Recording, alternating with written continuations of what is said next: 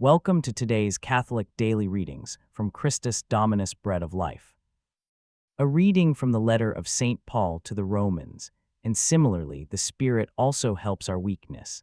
For we do not know how to pray as we ought, but the Spirit himself asks on our behalf with ineffable sighing. And he who examines hearts knows what the Spirit seeks, because he asks on behalf of the saints in accordance with God.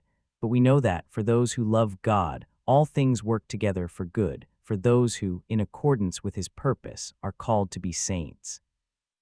For those whom he foreknew, he also predestined to be conformed to the image of his Son, so that he would be the firstborn among many brothers. And those whom he predestined, he also called. And those whom he called, he also justified. And those whom he justified, he also glorified.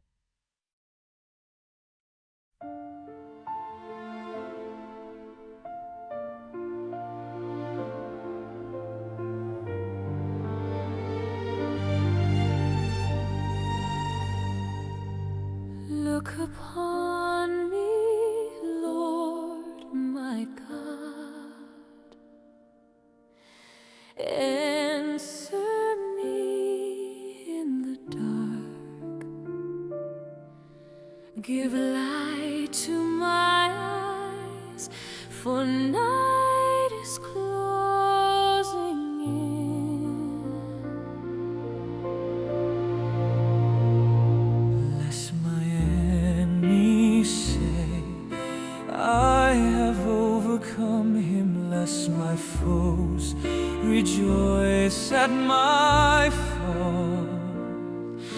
The shadows whisper triumph, and strength slips from my hands.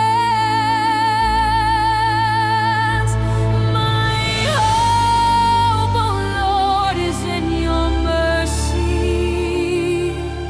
My heart waits for your salvation. I have cried so long in silence, my soul weighed down with fear. Lord, do not hide your face. I cannot stand alone.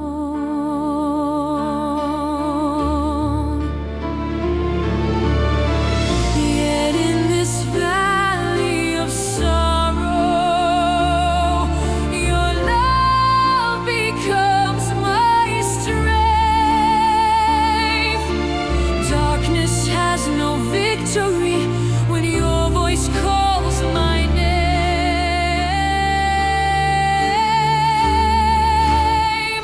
My hope, O Lord, is in your mercy. My heart rejoices in your salvation. I will sing to you forever, for you have been good to me.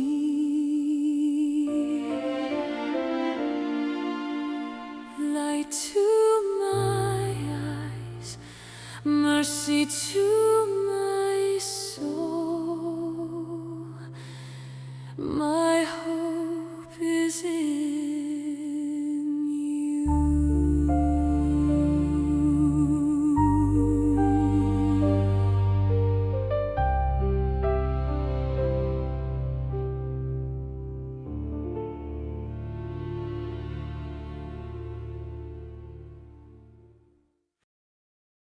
A reading from the Holy Gospel according to Luke.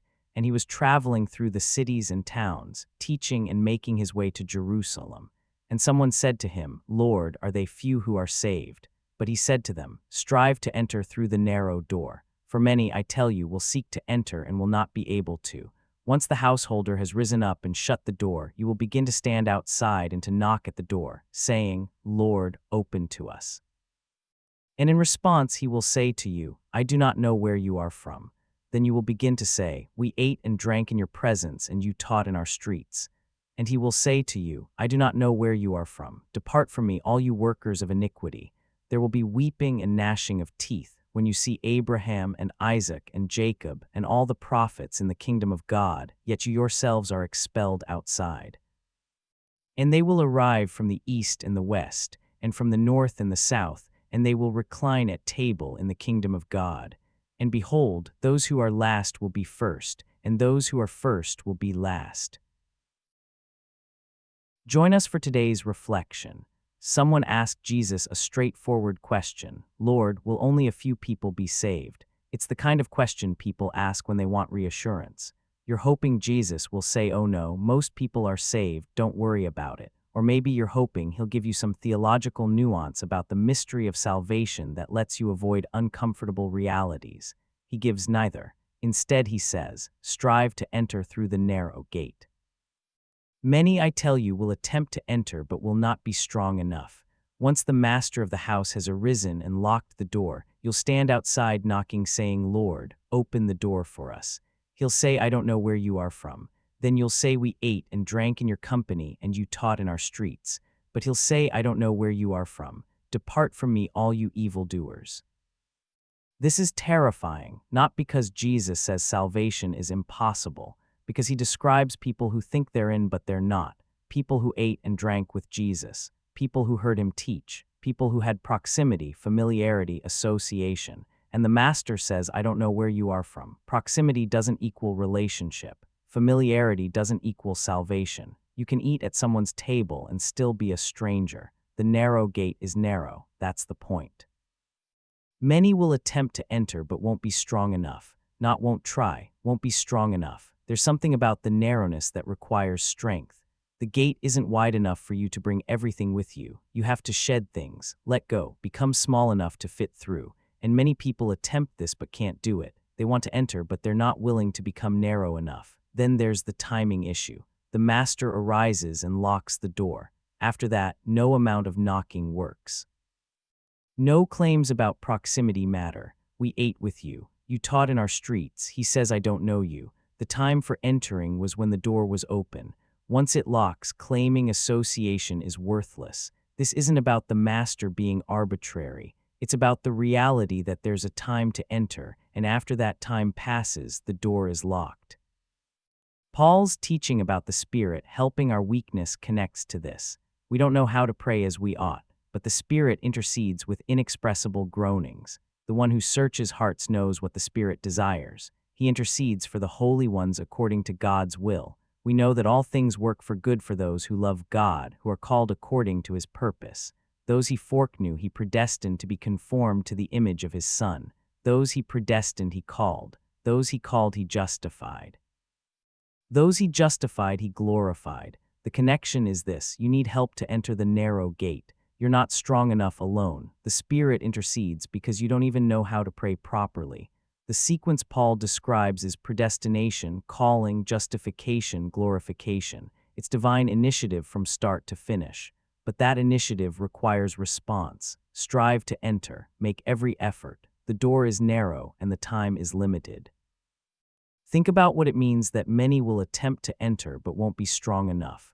They're trying. They recognize the need. They're making an attempt, but attempt isn't enough. The gate is too narrow for half-hearted effort. You can't slide through casually. You have to strive. The word means agonize, struggle, fight. It's the word used for athletic competition where you push yourself to the limit. Many attempt. Many don't agonize. That's why they fail.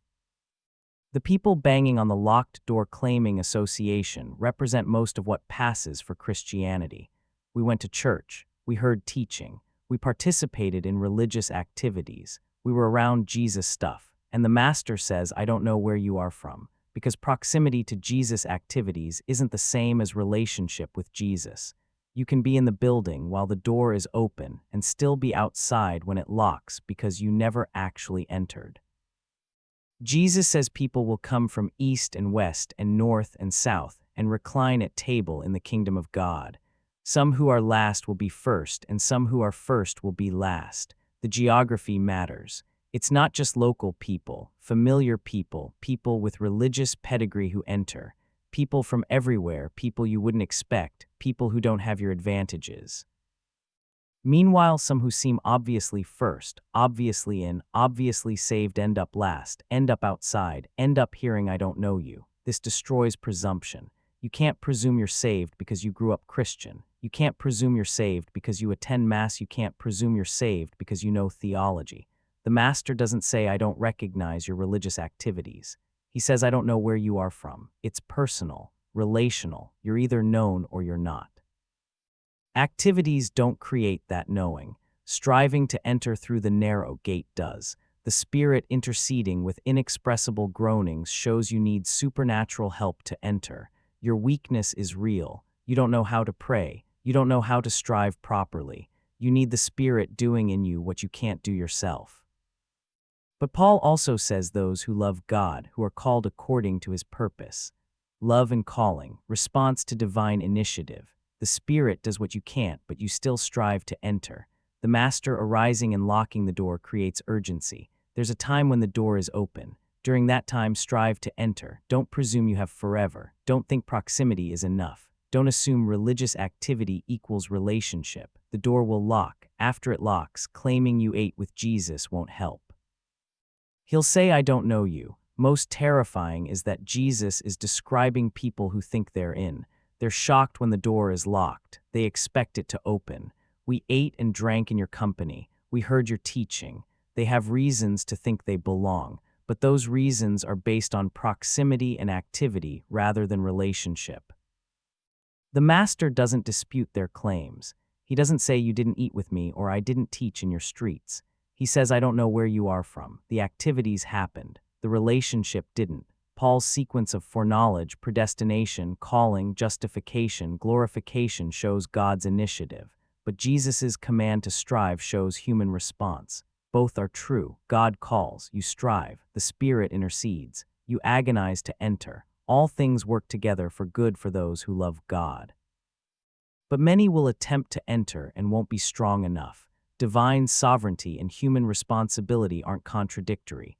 They're both essential. The narrow gate is narrow for a reason. You can't bring everything through. You can't enter casually. You have to become small, stripped, desperate enough to fit through narrowness. Many people want salvation without narrowness. They want the kingdom without the gate. They want to recline at table without striving to enter. Jesus says it doesn't work that way.